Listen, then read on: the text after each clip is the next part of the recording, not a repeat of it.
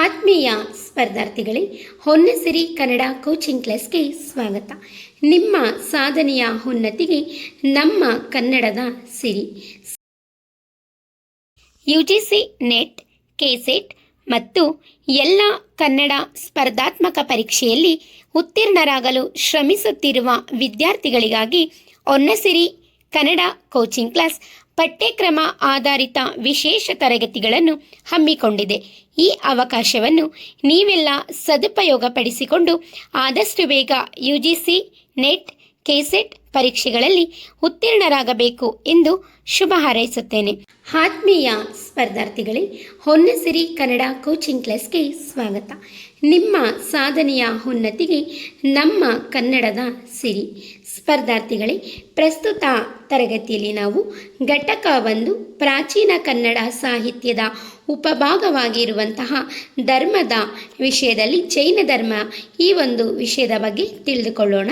ಇದಕ್ಕೆ ಸಂಬಂಧಿಸಿದಂತೆ ಒಟ್ಟು 2 ವಿಡಿಯೋಸ್ಗಳನ್ನು ಮಾಡಲಾಗಿದೆ. ವಿಡಿಯೋ ಭಾಗ 1 ಮತ್ತು ಭಾಗ 2. ಭಾಗ 1ರಲ್ಲಿ ಜೈನ ಧರ್ಮದ ಹಿನ್ನೆಲೆ ಮತ್ತು ಜೈನ ಧರ್ಮದ ತಾತ್ವಿಕ ಪರಿಕಲ್ಪನೆಗಳು, ಆ ಕಾವ್ಯದ ಪರಿಕಲ್ಪನೆ ಏನು, ಮತ್ತು ಜೈನ ಧರ್ಮದ ಕಾವ್ಯಗಳ ಒಂದು ರಚನಾ ಸ್ವರೂಪ ಮತ್ತು ಅದರ ಪರಿಕಲ್ಪನೆಗಳ ಬಗ್ಗೆ ಪ್ರಸ್ತುತ ಭಾಗ 1ರಲ್ಲಿ ನಾವು ತಿಳಿದುಕೊಳ್ಳೋಣ. ಹಾಗೆ ಭಾಗ 2ರಲ್ಲಿ ನಾವು ವಿಡಿಯೋಸ್ 2ರಲ್ಲಿ ಜೈನ ಧರ್ಮಕ್ಕೆ ಸಂಬಂಧಿಸಿದಂತಹ 11 ಬಹು ಆಯ್ಕೆ ಪ್ರಶ್ನೆಗಳನ್ನು ಕೊಡಲಾಗಿದೆ.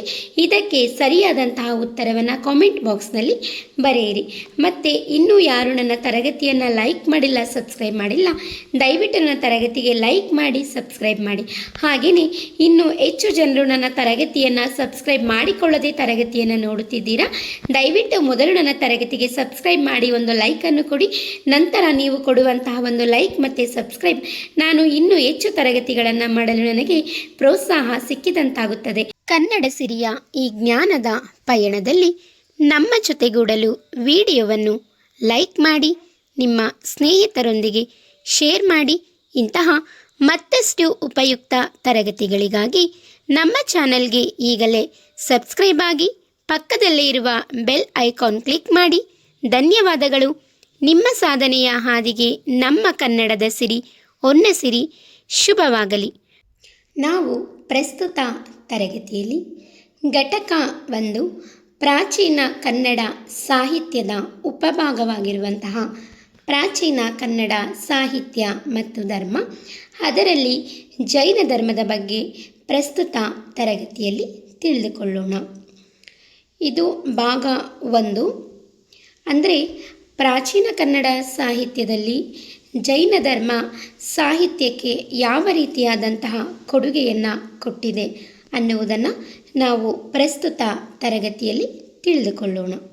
ಹಾಗೆ ಭಾಗ 2 ಆ ವಿಡಿಯೋದಲ್ಲಿ ಈ ಜೈನ ಧರ್ಮಕ್ಕೆ ಸಂಬಂಧಿಸಿದಂತಹ ಪರೀಕ್ಷಾ ದೃಷ್ಟಿಯಿಂದ ಬಹಳ ಮುಖ್ಯವಾಗಿರುವಂತಹ ಕೇಳಬಹುದಾದಂತಹ 10 ಬಹು ಆಯ್ಕೆ ಪ್ರಶ್ನೆಗಳನ್ನು ಕೊಡಲಾಗಿದೆ.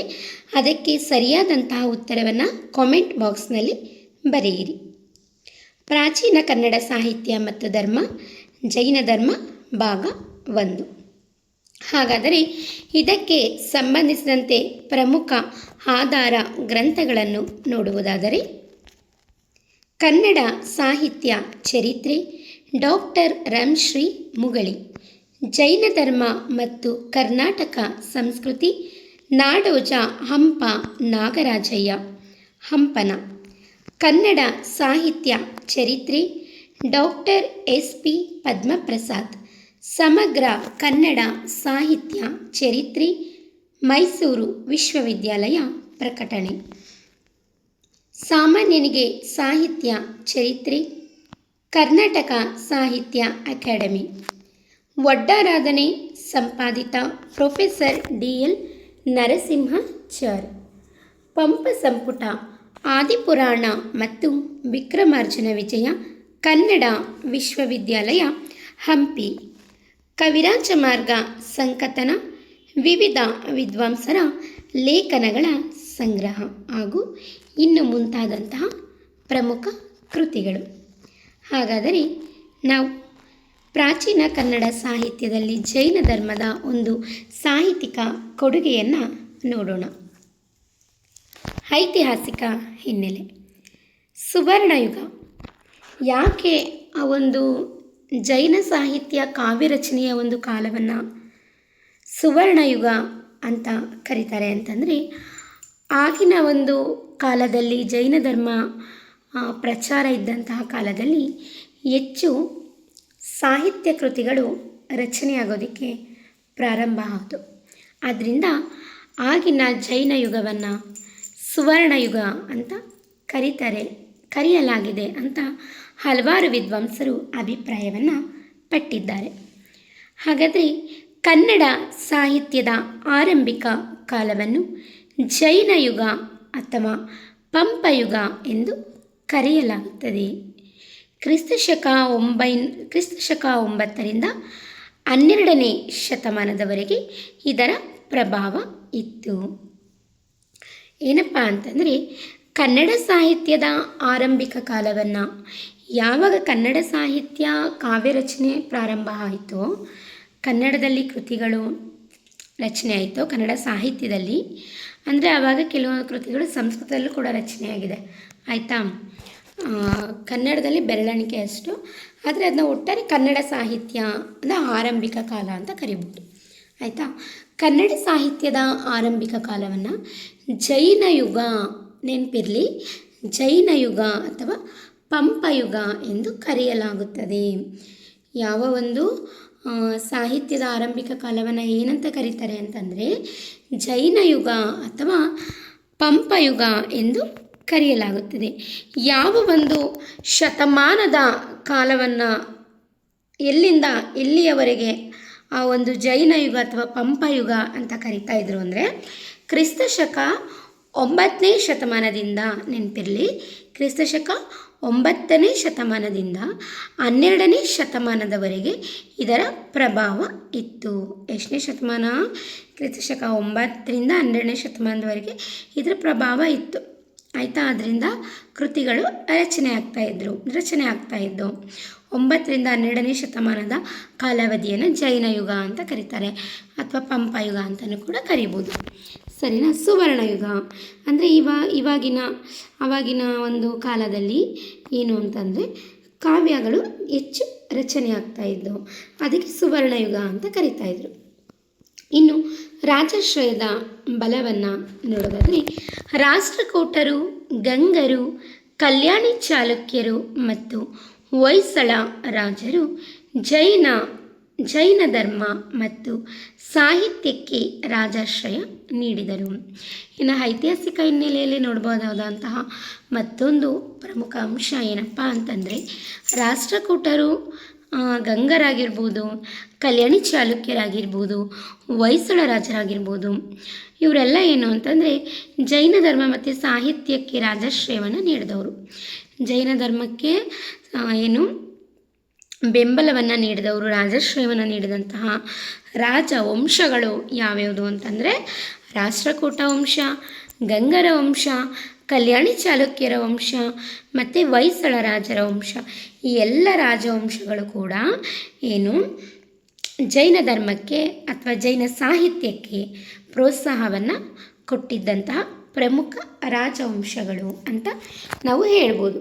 ಇನ್ನು ಸಾಂಸ್ಕೃತಿಕ ಕೊಡುಗೆಯನ್ನು ನಾವು ಐತಿಹಾಸಿಕ ಹಿನ್ನೆಲೆಯಲ್ಲಿ ನೋಡೋದಾದರೆ, ಜೈನ ಮುನಿಗಳು ಮತ್ತು ಕವಿಗಳು ಕನ್ನಡ ಭಾಷೆಗೆ ಶಾಸ್ತ್ರೀಯ ಮತ್ತು ಪ್ರೌಢ ರೂಪವನ್ನು ತಂದುಕೊಟ್ಟರು.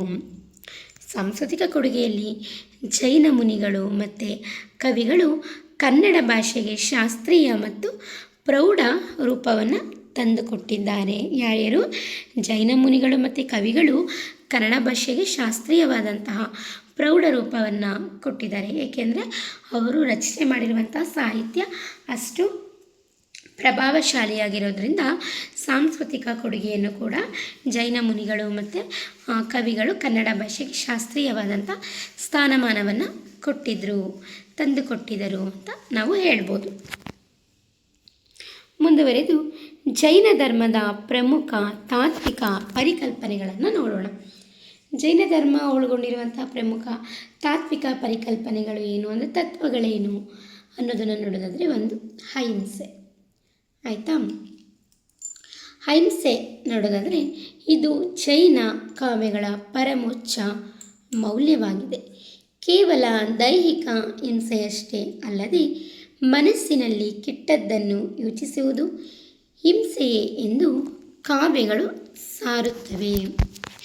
ಅಂದರೆ ಈ ಜೈನ ಧರ್ಮದ ಪ್ರಮುಖ ತಾತ್ವಿಕ ಪರಿಕಲ್ಪನೆಗಳಲ್ಲಿ ಈ ಅಹಿಂಸೆ ಅನ್ನೋದು ಬಹಳ ಮುಖ್ಯವಾಗಿರುವಂತಹ ಒಂದು ತಾತ್ವಿಕ ಪರಿಕಲ್ಪನೆಯಾಗಿದೆ. ಅಂದರೆ ಜೈನ ಕಾವ್ಯಗಳ ಪರಮೋಚ್ಚ ಮೌಲ್ಯ ಏನಪ್ಪ ಅಂದರೆ ಈ ಜೈನ ಧರ್ಮದಲ್ಲಿ ಕಾವ್ಯಗಳನ್ನ ರಚನೆ ಮಾಡಿದಾರಲ್ವ, ಆ ಕಾವ್ಯಗಳಲ್ಲಿರುವಂತಹ ಒಂದು ಪರಮೋಚ್ಚ ಮೌಲ್ಯ ಏನು ಹೇಳುತ್ತೆ ಅಂತಂದರೆ ಹಿಂಸೆಯನ್ನು ಮಾಡಬಾರ್ದು ಅನ್ನೋದನ್ನು ನಾವು ಹೇಳುತ್ತೆ. ನಾವು ಕಳೆದ ತರಗತಿಯಲ್ಲಿ ನೋಡಿದ್ವಿ, ಏನು ಪ್ರಾಚೀನ ಕನ್ನಡ ಸಾಹಿತ್ಯದ ಒಂದು ಪರಿಕಲ್ಪನೆಗಳಲ್ಲಿ ನಾವು ನೋಡಿದ್ವಿ, ಏನು ಚರಿತ್ರೆ, ಪುರಾಣ ಮತ್ತು ಲೌಕಿಕ, ಅಲೌಕಿಕ ಈ ಕಾವ್ಯಗಳನ್ನೆಲ್ಲ ನೋಡಿದ್ವಿ. ಅದರಲ್ಲಿ ಹಿಂಸೆ ಮತ್ತು ಅಹಿಂಸೆ ಎನ್ನುವಂಥ ಒಂದು ಪರಿಕಲ್ಪನೆಗಳನ್ನು ನಾವು ನೋಡಿದ್ವಿ ನಿನ್ನೆ ಕಳೆದ ತರಗತಿಯಲ್ಲಿ ಅಲ್ವಾ. ಅಲ್ಲೂ ಏನು ನಾವು ಇದನ್ನೇ ಅಧ್ಯಯನ ಮಾಡಿದ್ವಿ. ಜೈನ ಧರ್ಮದ ಮುಖ್ಯ ಪರಮೋಚ್ಚ ಪರಿಕಲ್ಪನೆ ಏನು ಅಹಿಂಸೆ. ಅಂದರೆ ಯಾವುದೇ ಮನುಷ್ಯಗಾಗಲಿ ಅಥವಾ ಜೀವಿಗಾಗಲಿ ಕಾಯ, ವಾಚ, ಮನಸ್ಸ ಯಾವುದೇ ರೀತಿಯಾದಂಥ ಹಿಂಸೆಯನ್ನು ಮಾಡಬಾರ್ದು. ಅವ್ರಿಗೆ ದೈಹಿಕವಾಗಿ ನೋವು ಮಾಡೋದಾಗಲಿ ಅಥವಾ ಮನಸ್ಸಿನಲ್ಲಿ ಕೆಟ್ಟದಾಗಿ ಏನಾದರೂ ಅಂದ್ಕೊಂಡು ಅವ್ರಿಗೆ ನೋವು ಮಾಡೋದಾಗಲಿ ಅಥವಾ ಮಾತಲ್ಲಿ ಅವ್ರಿಗೆ ನೋವು ಮಾಡೋದಾಗಲಿ ಇದೇನು ಮಾಡಬಾರ್ದು. ಕಾಯ, ವಾಚ, ಮನಸ್ಸ ಯಾವುದೇ ರೀತಿಯಾದಂಥ ಹಿಂಸೆಯನ್ನು ಮಾಡಬಾರ್ದು ಅಂತ ಓದಿದ್ವಿ ಅಲ್ವಾ. ಅದನ್ನೇ ಇಲ್ಲಿ ಹೇಳ್ತಾ ಇರೋದು. ಜೈನ ಕಾವ್ಯಗಳ ಪರಮೋಚ್ಚ ಮೌಲ್ಯ ಏನು ಅಂತಂದರೆ ಯಾವುದೇ ರೀತಿಯಾದಂತಹ ದೈಹಿಕ ಹಿಂಸೆ ಆಗಲಿ, ಮಾನಸಿಕವಾಗಿ ಕೆಟ್ಟದ್ದನ್ನು ಯೋಚನೆ ಮಾಡೋದಾಗಲಿ ಇದು ಯಾವುದನ್ನು ಕೂಡ ಮಾಡಬಾರ್ದು ಅನ್ನೋದನ್ನು ನಾವು ಜೈನ ಧರ್ಮದ ಪ್ರಮುಖ ತಾತ್ವಿಕ ಪರಿಕಲ್ಪನೆಯಲ್ಲಿ ನಾವು ನೋಡ್ಬೋದು. ಆಯಿತಾ. ಅದನ್ನು ಇಲ್ಲಿ ಹೇಳ್ತಾ ಇರೋದು. ಕೇವಲ ದೈಹಿಕ ಹಿಂಸೆ ಅಷ್ಟೇ ಅಲ್ಲದೆ ಮನಸ್ಸಿನಲ್ಲಿ ಕೆಟ್ಟದ್ದನ್ನು ಯೋಚಿಸುವುದು ಹಿಂಸೆಯೇ ಎಂದು ಕಾವ್ಯಗಳು ಸಾರುತ್ತವೆ. ಯಾವ ಧರ್ಮದ ಕಾವ್ಯಗಳು? ಜೈನ ಧರ್ಮದ ಕಾವ್ಯಗಳು ಹೇಳುತ್ತವೆ. ಇನ್ನು ಕರ್ಮ ಸಿದ್ಧಾಂತ, ಇದರ ಮತ್ತೊಂದು ಪರಿಕಲ್ಪನೆಯನ್ನು ನೋಡೋದಾದರೆ ಕರ್ಮ ಸಿದ್ಧಾಂತ ಏನು ಹೇಳುತ್ತೆ? ಲಾ ಆಫ್ ಕರ್ಮ. ಮನುಷ್ಯನ ಪ್ರತಿಯೊಂದು ಕ್ರಿಯೆಯು ಆತನ ಮುಂದಿನ ಜನ್ಮವನ್ನು ನಿರ್ಧರಿಸುತ್ತದೆ. ತೀರ್ಥಂಕರರು ಕೂಡ ಕರ್ಮದ ಬಂಧನದಿಂದ ತಪ್ಪಿಸಿಕೊಳ್ಳಲು ಸಾಧ್ಯವಿಲ್ಲ ಎಂದು ಚಿತ್ರಿಸಲಾಗಿದೆ. ಅಂದರೆ ಜೈನ ಧರ್ಮದಲ್ಲಿ ಮನುಷ್ಯನ ಪ್ರತಿಯೊಂದು ಕ್ರಿಯೆಯೂ ಕೂಡ ಆತನ ಮುಂದಿನ ಜನ್ಮವನ್ನು ನಿರ್ಧರಿಸುತ್ತದೆ ಅನ್ನೋದು ಅವರ ಒಂದು ಪ್ರಬಲವಾದಂತಹ ನಂಬಿಕೆ. ಏನು ಅಂತಂದರೆ ಮನುಷ್ಯ ಮಾಡುವಂತಹ ಪ್ರತಿಯೊಂದು ಕೆಲಸನೂ ಕೂಡ ಅವನು ಮುಂದಿನ ಜನ್ಮದಲ್ಲಿ ಏನಾಗಿ ಹುಟ್ಟಬೋದು ಅನ್ನೋದನ್ನ ನಿರ್ಧರಿಸುತ್ತದೆ ಅಂತ. ಈಗ ಅವನು ಕೆಟ್ಟದನ್ನು ಮಾಡಿದ್ರೆ ಅವನು ಮುಂದಿನ ಜನ್ಮದಲ್ಲಿ ಯಾವುದೋ ಮತ್ತೆ ಅವನು ಪ್ರಾಣಿ, ಮೃಗ, ಇನ್ಯಾವುದೋ ಕೆಟ್ಟ ಒಂದು ಭಾವಾವಳಿಯನ್ನು ಎತ್ತಿ ಅವನು ಮತ್ತೆ ಜನ್ಮವನ್ನು ಎತ್ತಿ ಅವನು ಹುಡ್ತಾನೆ. ಅದೇ ಅವನು ಒಳ್ಳೆಯ ಕೆಲಸವನ್ನು ಮಾಡ್ತಾಯಿದ್ರೆ ಅವನು ಒಳ್ಳೆಯ ಮುಂದಿನ ಜನ್ಮದಲ್ಲೂ ಕೂಡ ಅವನು ಒಳ್ಳೆಯವನಾಗೆ ಹುಡ್ತಾನೆ ಅನ್ನೋದು ನಂಬಿಕೆ. ಆಯಿತಾ. ಅದನ್ನು ಇಲ್ಲಿ ಹೇಳ್ತಾ ಇರೋದು. ಮನುಷ್ಯನ ಪ್ರತಿಯೊಂದು ಕ್ರಿಯೆಯು, ಮನುಷ್ಯನ ಪ್ರತಿಯೊಂದು ಕೆಲಸನೂ ಕೂಡ ಅವನ ಮುಂದಿನ ಜನ್ಮವನ್ನು ನಿರ್ಧರಿಸುತ್ತದೆ. ಅಂದರೆ ನಾವು ಯಾವಾಗಲೂ ಒಳ್ಳೆಯದನ್ನೇ ಮಾಡಬೇಕು, ಒಳ್ಳೆಯ ಕೆಲಸವನ್ನೇ ಮಾಡಬೇಕು, ಒಳ್ಳೆಯ ಯೋಚನೆಯನ್ನೇ ಮಾಡಬೇಕು. ಮನಸ್ಸಿನಲ್ಲಿ ಇನ್ನೊಬ್ಬರ ಬಗ್ಗೆ ಒಳ್ಳೆಯ ಒಂದು ಮೌಲ್ಯವನ್ನೇ ಇಟ್ಕೊಬೇಕು, ಕೆಟ್ಟ ಕೆಲಸವನ್ನು ಮಾಡಬಾರ್ದು. ಆಯಿತಾ. ಜೈನ ಧರ್ಮದಲ್ಲಿ ಪಂಚಾಣ ವ್ರತಗಳಿದ್ದಾವೆ ನೋಡಿ, ಆ ರೀತಿ ಪಂಚಾಣ ವ್ರತಗಳನ್ನ ಅನುಸರಣೆ ಮಾಡಬೇಕು, ಈ ಥರ ಹೇಳ್ತಾ ಇರೋದು. ಇದನ್ನು ತೀರ್ಥಂಕರರು ಕೂಡ ಕರ್ಮದ ಬಂಧನದಿಂದ ತಪ್ಪಿಸಿಕೊಳ್ಳಲು ಸಾಧ್ಯವಿಲ್ಲ. ಕೇವಲ ಮನುಷ್ಯ ಅಷ್ಟೇ ಅವನು ಮಾಡುವಂತಹ ಕೆಲಸದಿಂದ ಅವನು ಮುಂದಿನ ಜನ್ಮದಲ್ಲಿ ಏನಾಗಿ ಹುಟ್ಟುತ್ತಾನೆ ಅನ್ನೋದನ್ನ ನಿರ್ಧರಿಸುತ್ತೆ ಈ ಜೈನ ಧರ್ಮ ಅಂತ ಹೇಳ್ತಾರೋ, ಅಷ್ಟೇ ಅಲ್ಲದೆ ತೀರ್ಥಂಕರರು ಕೂಡ ಈ ಕರ್ಮದ ಬಂಧನದಿಂದ 24 ಜನ ತೀರ್ಥಂಕರನ್ನು ನೋಡಿದ್ದೀವಲ್ವಾ, ಆ 24 ಜನ ಮುನಿಗಳಾಗಿರ್ಬೋದು, ತೀರ್ಥಂಕರರಾಗಿರ್ಬೋದು, ಅವರು ಕೂಡ ಅವ್ರು ಮಾಡುವಂತಹ ಒಂದು ಒಳ್ಳೆಯ ಕೆಲಸದಿಂದನೇ ಅವರು ಮುಂದಿನ ಜನ್ಮದಲ್ಲಿ ಒಂದು ಒಳ್ಳೆಯ ರೀತಿಯ ಒಂದು ಭಾವಾವಳಿಯನ್ನು ಎತ್ತಿ ಅವರು ಜನಿಸ್ತಾರೆ. ಅವರು ಕೆಟ್ಟ ಕೆಲಸದಲ್ಲಿ ಏನಾದ್ರು ಇದ್ದರೆ ಅವರು ಕೂಡ ಅವರ ಮುಂದಿನ ಜನ್ಮದಲ್ಲಿ ಅವರು ಯಾವುದೋ ಮೃಗನೋ, ಪ್ರಾಣಿಯೋ, ಪಕ್ಷಿಯೋ ಆಗಿ ಜನಿಸ್ತಾರೆ ಅನ್ನೋದನ್ನು ಇಲ್ಲಿ ಹೇಳ್ತಾ ಇರೋದು. ಆಯಿತಾ. ತೀರ್ಥಂಕರರು ಕೂಡ ಕರ್ಮದ ಬಂಧನದಿಂದ ಅವರು ತಪ್ಪಿಸ್ಕೊಳ್ಳೋದಕ್ಕೆ ಸಾಧ್ಯ ಇಲ್ಲ ಅನ್ನೋದನ್ನು ನಾವು ಜೈನ ಧರ್ಮದ ಕರ್ಮ ಸಿದ್ಧಾಂತದ ಪರಿಕಲ್ಪನೆಯಲ್ಲಿ ನಾವು ಮುಖ್ಯವಾಗಿ ನೋಡ್ಬೋದು. ನಂತರ ಮತ್ತೊಂದು ಪರಿಕಲ್ಪನೆಯನ್ನು ನೋಡೋದಾದರೆ ಭಾವಾವಳಿ ಭವಾವಳಿ. ಒಂದು ಜೀವವು ನಾನಾ ಜನ್ಮಗಳನ್ನು ಎತ್ತಿ ಕೊನೆಗೆ ಜಿನಧರ್ಮದ ಬೋಧನೆಯಿಂದ ಹೇಗೆ ಮುಕ್ತಿ ಪಡೆಯುತ್ತದೆ ಎಂಬುದನ್ನು ವಿವರಿಸುವ ವಿಶಿಷ್ಟ ಕಥನ ಶೈಲಿ ಇದು. ಈಗ ನಾನು ಆಗಲೇ ಹೇಳಿದೆ, ಅವ್ರು ಮಾಡುವಂಥ ಒಂದು ಕರ್ಮದ ಫಲದಿಂದ ಅವರ ಭವಾವಳಿ ಅನ್ನೋದು ನಿರ್ಧಾರ ಆಗುತ್ತೆ ಅಂತ ಅಲ್ವಾ. ಅದನ್ನು ಇಲ್ಲಿ ಹೇಳ್ತಾ ಇರೋದು, ಒಂದು ಜೀವವು ನಾನಾ ಜನ್ಮಗಳನ್ನು ಎತ್ತಿ, ಒಬ್ಬ ಮನುಷ್ಯ ಆಗಿರ್ಬೋದು, ಅದೇ ಅವನು ಜೀವನೇ ಅಲ್ವಾ, ಅದನ್ನು ಹೇಳ್ತಾ ಇರೋದು.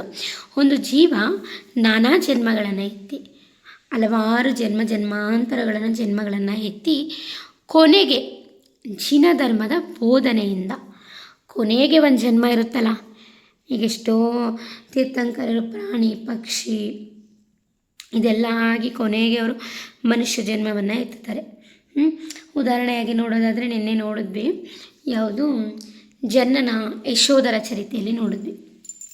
ಯಾವುದು ಯಶೋಧರ ರಾಜ ಮತ್ತು ತಾಯಿ ಚಂದ್ರಮತಿ ಅವರು ಕೇವಲ ಒಂದು ಹಿಟ್ಟಿನ ಹುಂಜವನ್ನು ಮಾಡಿ ಬಲಿ ಕೊಟ್ಟಿದ್ದಕ್ಕೆ ಅವರು ಒಂದು 7ರಿಂದ 10-11 ಜನ್ಮ ಏನೋ ಎತ್ತುತ್ತಾರೆ.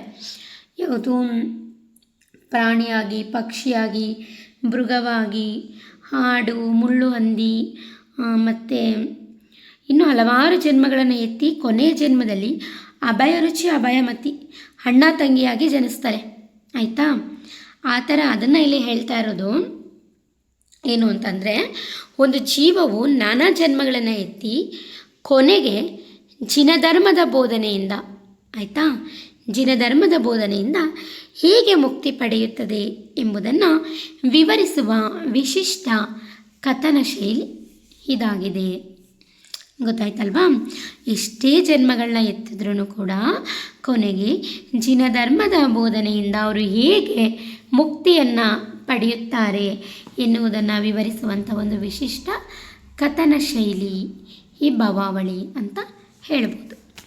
ಇನ್ನು ಮತ್ತೊಂದು ತಾತ್ವಿಕ ಪರಿಕಲ್ಪನೆಯನ್ನು ನೋಡೋದಂದರೆ ವೈರಾಗ್ಯ ಮತ್ತು ತಪಸ್ಸು. ಪ್ರಾಪಂಚಿಕ ಸುಖಗಳು, ಸಂಪತ್ತು ಮತ್ತು ಅಧಿಕಾರ ಕ್ಷಣಿಕ ಎಂಬುದನ್ನು ಕಾವ್ಯಗಳಲ್ಲಿ ಪ್ರಮುಖವಾಗಿ ಬಿಂಬಿಸಲಾಗುತ್ತದೆ. ರಾಜರು ವೈರಾಗ್ಯ ತಳೆದು ಜಿನದೀಕ್ಷೆ ಪಡೆಯುವುದೇ ಕಾವ್ಯಗಳ ಅಂತಿಮ ಘಟ್ಟ ಆಗಿರುತ್ತದೆ.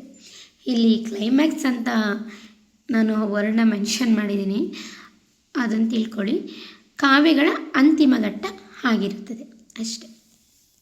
ಅಂದರೆ ವೈರಾಗ್ಯ ಮತ್ತು ತಪಸ್ಸು ಈ ಪರಿಕಲ್ಪನೆಯನ್ನು ನಾವು ಇಲ್ಲಿ ನೋಡೋದಾದರೆ, ಪ್ರಾಪಂಚಿಕ ಸುಖಗಳು, ಪ್ರಪಂಚದ ಮೇಲೆ ಇರುವಂಥ ಲೌಕಿಕ ಸುಖಗಳು ಅಂದರೆ ಸಂಪತ್ತು ಮತ್ತು ಅಧಿಕಾರ ಇವೆಲ್ಲ ಕ್ಷಣಿಕ ಎಂಬುದನ್ನು ಕಾವ್ಯಗಳಲ್ಲಿ ಪ್ರಮುಖವಾಗಿ ಜೈನ ಕವಿಗಳು ಜೈನ ಸಾಹಿತ್ಯ ಕೃತಿಗಳಲ್ಲಿ ಬಿಂಬಿಸಿದ್ದಾರೆ. ಏನು ಈ ಪ್ರಪಂಚದಲ್ಲಿ ಇದೆಯಲ್ಲ ಐಹಿಕ ಸುಖ, ನಾನು, ನಂದು, ನನ್ನ ಮನೆ, ನನ್ನ ಆಸ್ತಿ, ನನ್ನ ಅಧಿಕಾರ, ನನ್ನ ಪ್ರಭುತ್ವ ಅನ್ನೋದೆಲ್ಲ ಇದೆ ಅಲ್ವಾ, ಇದೆಲ್ಲ ಕ್ಷಣಿಕ ಮಾತ್ರ. ಆಯಿತಾ, ಕ್ಷಣಿಕ ಮಾತ್ರ. ಇವುಗಳನ್ನೆಲ್ಲ ಕಾವ್ಯಗಳಲ್ಲಿ ಅವರು ಆಗಲೇ ಬರೆದುಬಿಟ್ಟಿದ್ದಾರೆ. ಆಯಿತಾ, ಜೈನ ಕಾವ್ಯಗಳಲ್ಲಿ ಅದನ್ನೇ ಇಲ್ಲಿ ಹೇಳ್ತಾ ಇರೋದು. ರಾಜರು ವೈರಾಗ್ಯ ತಳೆದು ಜಿನದೀಕ್ಷೆ ಪಡೆಯುವುದೇ ಕಾವ್ಯಗಳ ಒಂದು ಅಂತಿಮ ಘಟ್ಟ ಆಗಿದೆ. ಈ ಕವಿಗಳು ಕಾವ್ಯವನ್ನು ರಚನೆ ಮಾಡಿದಾರಲ್ವಾ, ಅದರಲ್ಲೇನು ಏನು ಹೇಳ್ತಾರೆ, ರಾಜರು ವೈರಾಗ್ಯವನ್ನು ಪಡ್ಕೊಂಡು ಜಿನದೀಕ್ಷೆ ಪಡಿತಾರಲ್ಲ, ಅದೇನೇ ಕೊನೆಗೆ ಆ ಕಾವ್ಯದಲ್ಲಿ ರಚಿಸಿರುವಂತಹ ಆ ಕಾವ್ಯದ ಒಂದು ಅಂತಿಮ ಘಟ್ಟವಾಗಿರುತ್ತದೆ ಅಂತ ನಾವು ಇಲ್ಲಿ ನೋಡ್ಬೋದು. ಅಂದರೆ ಸುಮಾರು ಜೈನ ಕಾವ್ಯಗಳೆಲ್ಲ ಕೂಡ ಕೊನೆಗೇನು ರಾಜರೆಲ್ಲ ಸಂಪತ್ತು, ಅಧಿಕಾರ, ಪ್ರಾಪಂಚಿಕ ಸುಖದಲ್ಲೇ ಇರ್ತಾರೆ. ಕೊನೆಗೆ ಅವರು ಏನು ಮಾಡ್ತಾರೆ, ಅವರು ವೈರಾಗ್ಯವನ್ನು ತಡೆದು ಜಿನದೀಕ್ಷೆಯನ್ನು ಪಡ್ಕೊಳ್ಳೋದಕ್ಕೆ ಹೋಗ್ತಾರೆ. ಇದಕ್ಕೆ ಉದಾಹರಣೆಯಾಗಿ ಕೊಡ್ಬೋದು ಅಂತಂದರೆ ನೀಲಾಂಜನೇಯ ನೃತ್ಯ ಪ್ರಸಂಗವನ್ನು ಉದಾಹರಣೆಯಾಗಿ ಕೊಡ್ಬೋದು. ಆದಿನಾಥ ಋಷಭನಾಥ ಏನು ನೀಲಾಂಜನೇಯ ನೃತ್ಯ ಪ್ರಸಂಗದಲ್ಲಿ ನೀಲಾಂಜನೇಯ ನೃತ್ಯವನ್ನು ನೋಡಿ ಅವನು ವೈರಾಗ್ಯವನ್ನು ಪಡ್ಕೊಂಡ್ಬಿಡ್ತಾನೆ ರಾಜ. ಆಯಿತಾ, ಇದನ್ನು ತುಂಬ ಡೀಪಾಗಿ ಹೇಳೋಕ್ಕಾಗಲ್ಲ, ಏಕೆಂದರೆ ಕನ್ನಡ ಸಾಹಿತ್ಯದಲ್ಲಿರುವಂತಹ ಕಾವ್ಯಗಳನ್ನು ಹೇಳ್ತಾ ಹೋದರೆ ಅದಕ್ಕೆ ಸಮಯನೇ ಮುಗಿಯೋಲ್ಲ. ಅದರ ಮುಂದಿನ ತರಗತಿಯಲ್ಲಿ ನಾವು ಯಾವಾಗಾದರೂ ಅಧ್ಯಯನ ಮಾಡೋಣ. ಸದ್ಯಕ್ಕೆ ಇಷ್ಟು ಸಾಕು. ಏನು ಜೈನ ಕವಿಗಳು ಹೇಳ್ತಾರೆ, ರಾಜರು ವೈರಾಗ್ಯವನ್ನು ತಳೆಯೋದೇ ಈ ಕಾವ್ಯದ ಒಂದು ಅಂತಿಮ ಘಟ್ಟ ಅಂತ ಹೇಳ್ಬೋದು. ಆಯಿತಾ, ಇದು ಜೈನ ಧರ್ಮಕ್ಕೆ ಸಂಬಂಧಿಸಿದಂಥ ವೈರಾಗ್ಯ ಮತ್ತು ತಪಸ್ಸು. ಇಷ್ಟು ಪರಿಕಲ್ಪನೆಗಳು ಜೈನ ಧರ್ಮಕ್ಕೆ ಸಂಬಂಧಿಸಿದಂತಹ ತಾತ್ವಿಕ ಪರಿಕಲ್ಪನೆ. ಅಹಿಂಸೆ, ಕರ್ಮ ಸಿದ್ಧಾಂತ, ಭವಾವಳಿ ಇವೆಲ್ಲ ಕೂಡ ಬಹಳ ಮುಖ್ಯವಾದಂಥ ಅಂಶಗಳಾಗಿವೆ. MCQ ನಿಮಗೆ ಕೇಳ್ಬೋದು, ಏನು ಜೈನ ಧರ್ಮದ ಪ್ರಮುಖ ತಾತ್ವಿಕ ಪರಿಕಲ್ಪನೆಗಳು ಯಾವುದು ಅಂತ ಕೇಳ್ಬೋದು. ನೋಡ್ಕೊಳ್ಳಿ, ತುಂಬ ಮುಖ್ಯವಾದಂತಹ ಪಾಯಿಂಟ್ಸ್ಗಳಿದ್ದಾವೆ ಇಲ್ಲಿ. ಹಾಗೆಯೇ ಅಂಥ ಅರ್ಥ ಮಾಡ್ಕೊಳ್ಳೋಕ್ಕಾಗದೇ ಇರೋಷ್ಟು ಡಿಫಿಕಲ್ಟ್ ಏನಿಲ್ಲ, ತುಂಬ ಚೆನ್ನಾಗಿ ಅರ್ಥ ಮಾಡ್ಕೋಬೋದು, ನೆನಪಲ್ಲೂ ಕೂಡ ಇಟ್ಕೊಬೋದು. ಆಯಿತಾ, ನೋಡ್ಕೊಳ್ಳಿ ಸ್ವಲ್ಪ. ಇನ್ನು ಪ್ರಮುಖ ಕವಿಗಳು ಮತ್ತು ಅವರ ಧಾರ್ಮಿಕ ಕೃತಿಗಳನ್ನ ನೋಡೋಣ. ಜೈನ ಧರ್ಮಕ್ಕೆ ಸಂಬಂಧಿಸಿದಂತೆ ಆದಿಕವಿ ಪಂಪ. ಆಯಿತಾ, ಒಂದು ನೆನಪಿರಲಿ, ಪಂಪ ಹುಟ್ಟಾನೆ ಜೈನ ಅಲ್ಲ. ಆಯಿತಾ, ಪಂಪ ಬ್ರಾಹ್ಮಣ ಕುಲದವನು. ಆಯಿತಾ, ಕಮ್ಮೆ ಕುಲ ಅಂತ ಬರುತ್ತೆ, ಬ್ರಾಹ್ಮಣ ಕುಲದವನು. ಅವರು ಜೈನ ಧರ್ಮವನ್ನು ಸ್ವೀಕರಿಸ್ತಾರೆ ಮತ್ತು ತಮ್ಮ ಜಿನಸ್ಸೇನೂ ಕೂಡ ಜೈನ ಧರ್ಮವನ್ನು ಸ್ವೀಕರಿಸಿರ್ತಾನೆ. ಆಯಿತಾ, ಪಂಪನ ಬಗ್ಗೆ ನಾನು ವಿಡಿಯೋಸನ್ನು ಅಪ್ಲೋಡ್ ಮಾಡ್ತೀನಿ, ನೋಡ್ಕೊಳ್ಳಿ ಮುಂದೆ. ಇನ್ನು ಪ್ರಮುಖ ಕವಿಗಳು ಮತ್ತು ಅವರ ಧಾರ್ಮಿಕ ಕೃತಿಗಳನ್ನ ನೋಡೋದಾದರೆ ಆದಿಕವಿ ಪಂಪ ಕನ್ನಡದ ಅತ್ಯುನ್ನತ ಚೆಂಪು ಕವಿ.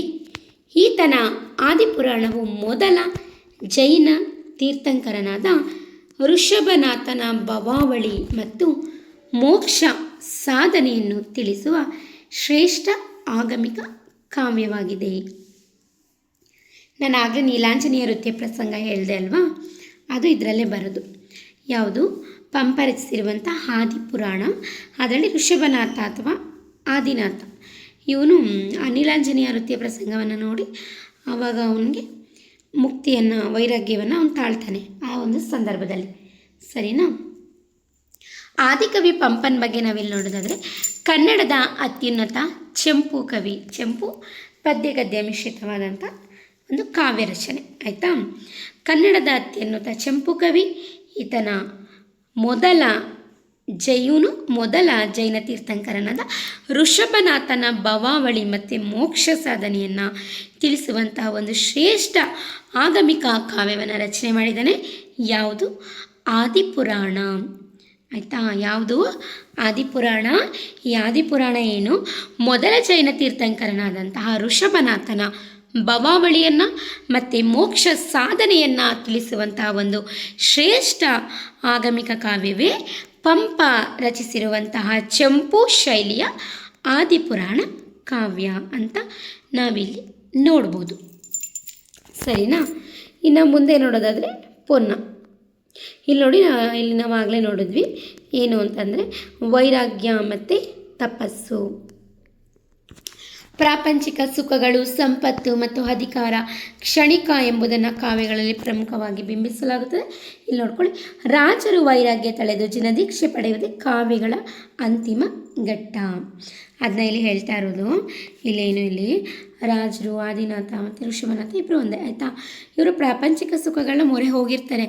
ಕೊನೆಗೇನು ಅವರಿಗೆ ಮೋಕ್ಷವನ್ನು ಸಿದ್ಧಿ ಮಾಡಿಕೊಳ್ಳೋದು. ಆಯಿತಾ, ರಾಜರ ಕೊನೆಗೆ ಮೋಕ್ಷವನ್ನು ಸಿದ್ಧಿ ಮಾಡಿಕೊಂಡು ಅವರು ವೈರಾಗ್ಯದತ್ತ ಹೋಗೋದು. ಅದನ್ನು ಕಾವ್ಯದ ಕೊನೆಯಲ್ಲಿ ಚಿತ್ರಿಸಿರ್ತಾರೆ ಯಾರು? ಕವಿಗಳು. ಅದನ್ನೇ ಇಲ್ಲಿ ಹೇಳ್ತಾ ಇರೋದು. ಆಯಿತಾ, ಇನ್ನು ಪೊನ್ನನ ಬಗ್ಗೆ ನೋಡೋಣ. ಇವರು 16ನೇ ತೀರ್ಥಂಕರನಾದ ಶಾಂತಿನಾಥನ ಪವಿತ್ರ ಚರಿತ್ರೆಯನ್ನು ಶಾಂತಿ ಪುರಾಣ ಎಂಬ ಕೃತಿಯಲ್ಲಿ ಚೆಂಪು ಶೈಲಿಯಲ್ಲಿ ರಚಿಸಿದ್ದಾನೆ. ಇಲ್ಲಿ ನೋಡಿ, ಆದಿಕವಿ ಪಂಪ ರಚನೆ ಮಾಡಿರೋದು ಎಷ್ಟನೇ ತೀರ್ಥಂಕರ? ಆದಿನಾಥ ಅಥವಾ ಋಷಭನಾಥ. ಜೈನ ಧರ್ಮದ ತೀರ್ಥಂಕರರಲ್ಲಿ 24 ಜನ ತೀರ್ಥಂಕರನ್ನು ನೋಡ್ತೀವಿ. ಅದರಲ್ಲಿ ಋಷಭನಾಥ ಮೊದಲನೇ ತೀರ್ಥಂಕರ ಅಥವಾ ಆದಿನಾಥ.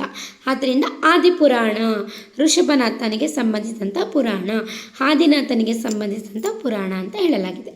ಸರಿನಾ?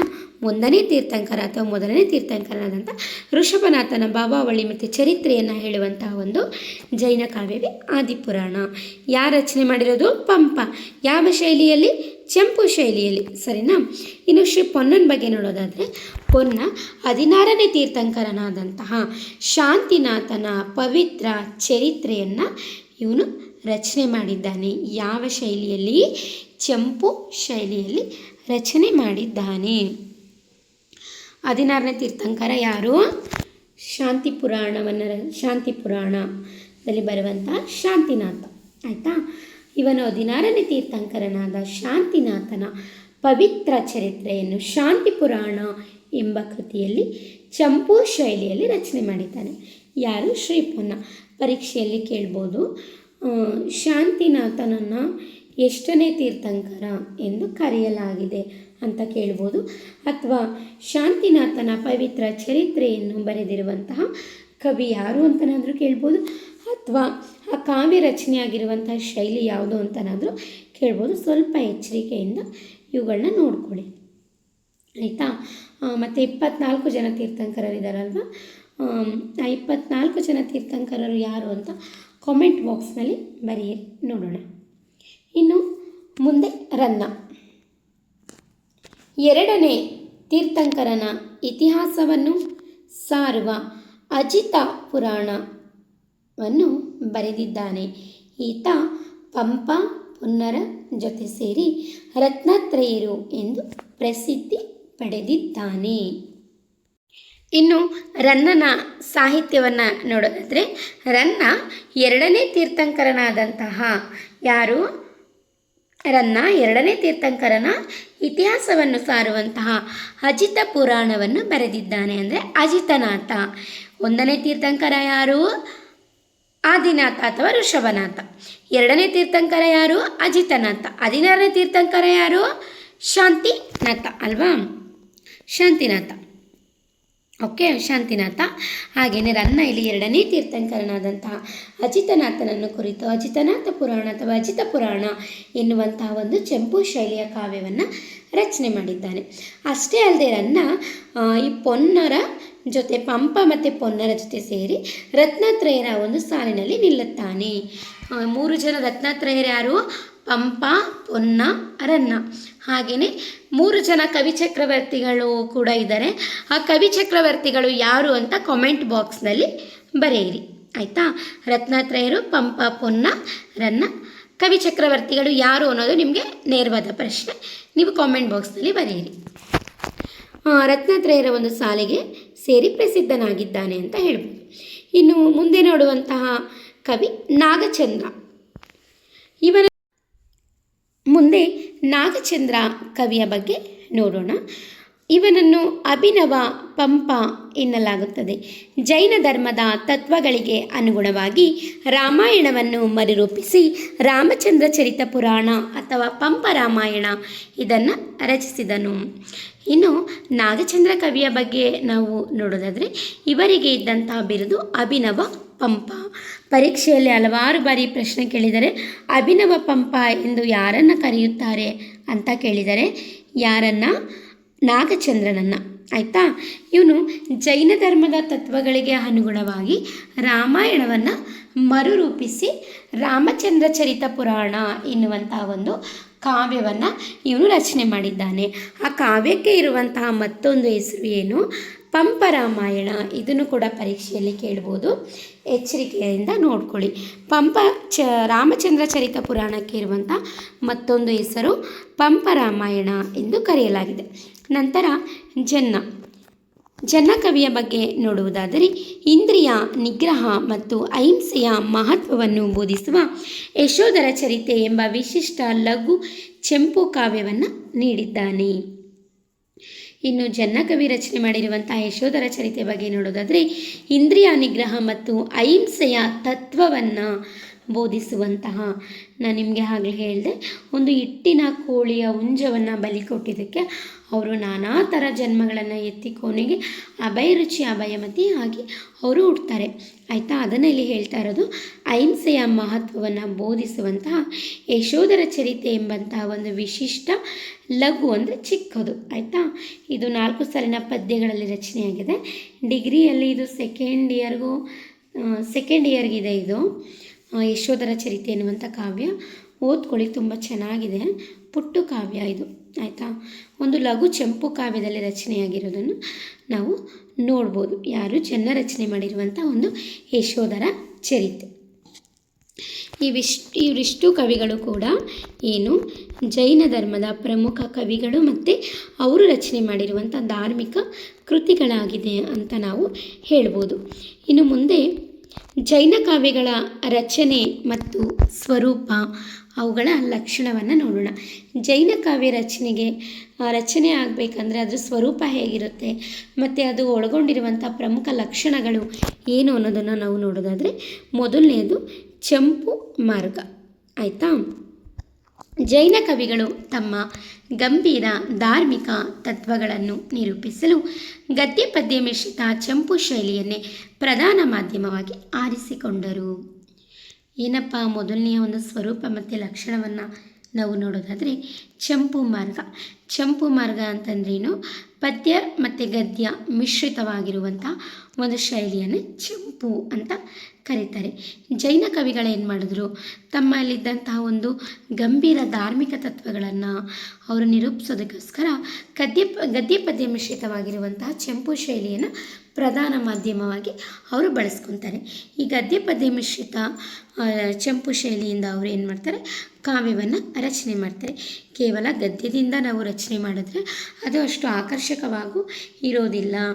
ಆದ್ದರಿಂದ ಗದ್ಯ ಪದ್ಯ ಎರಡರಲ್ಲೂ ಕೂಡ ನಾವು ಸಾಹಿತ್ಯವನ್ನು ರಚನೆ ಮಾಡೋಣ ಅಂತ ಚಂಪು ಶೈಲಿಯವರು ಸಾಹಿತ್ಯವನ್ನು ರಚನೆ ಮಾಡ್ತಾರೆ. ಆಯಿತಾ, ಇದು ಚಂಪು ಮಾರ್ಗ. ಜೈನ ಕಾವ್ಯಗಳ ಒಂದು ರಚನೆ ಆಗಬೇಕು ಅಂದರೆ ಅದು ಒಳಗೊಂಡಿರುವಂತಹ ಲಕ್ಷಣದಲ್ಲಿ ನಾವು ಚಂಪು ಮಾರ್ಗ ಇದನ್ನು ನೋಡ್ಬೋದು. ಇನ್ನು ಎರಡನೇದಾಗಿ ಪುರಾಣ ಚೌಕಟ್ಟು.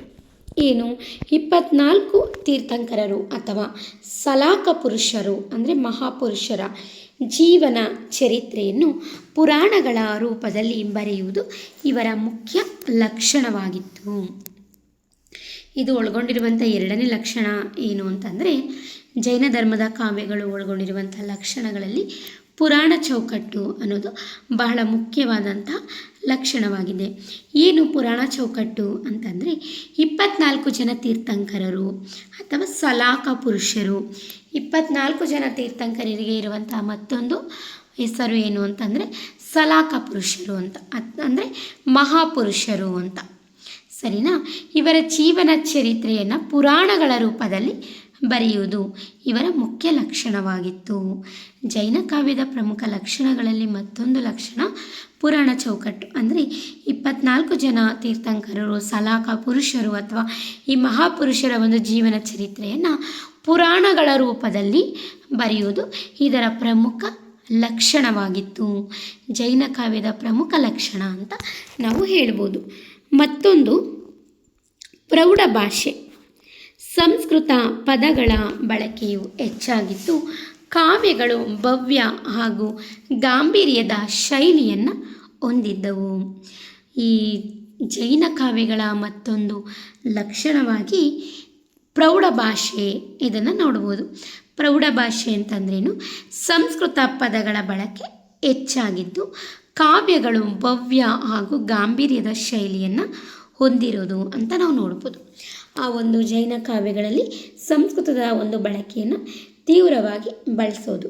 ಆಯಿತಾ, ಕಾವ್ಯಗಳು ಭವ್ಯ ಹಾಗೂ ಗಾಂಭೀರ್ಯದ ಶೈಲಿಗಳನ್ನು ಇದು ಹೆಚ್ಚು ಮಾಡುತ್ತೆ. ಪ್ರೌಢವಾದಂತಹ ಭಾಷೆ ಸಂಸ್ಕೃತ ಭಾಷೆಯನ್ನು ಬಳಸೋದ್ರಿಂದ ಕಾವ್ಯದ ಒಂದು ಗಾಂಭೀರ್ಯ, ಕಾವ್ಯದ ಒಂದು ಶೈಲಿ ಹೆಚ್ಚಾಗುತ್ತೆ ಅಂತ ನೋಡ್ಬೋದು.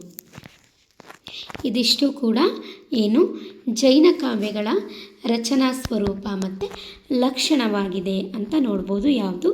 ಚಂಪು ಮಾರ್ಗ, ಪುರಾಣ ಚೌಕಟ್ಟು, ಪ್ರೌಢ ಭಾಷೆಯ ಬಳಕೆ, ಹಾಗೆ ಇನ್ನು ಮುಖ್ಯವಾದಂಥ ಒಂದು ಲಕ್ಷಣಗಳು. ನಂತರ ಲೌಕಿಕ ಮತ್ತು ಆಗಮಿಕ ದ್ವಂದ್ವದ ಸಮನ್ವಯವನ್ನು ನೋಡೋಣ. ಎರಡು ಮುಖಗಳು. ಜೈನ ಕವಿಗಳು ಕೇವಲ ಧರ್ಮವನ್ನಷ್ಟೇ ಬರೆಯದೆ ಪ್ರಾಪಂಚಿಕ ಜೀವನವನ್ನು ಸಮಾನವಾಗಿ ಚಿತ್ರಿಸಿದರು. ಈ ಎರಡು ಮುಖಗಳು ಅಂತಂದರೆ ಲೌಕಿಕ ಕಾವ್ಯ ಮತ್ತು ಆಗಮಿಕ ಕಾವ್ಯ ಅಂತ ಹೇಳ್ಬೋದು. ಆಯಿತಾ.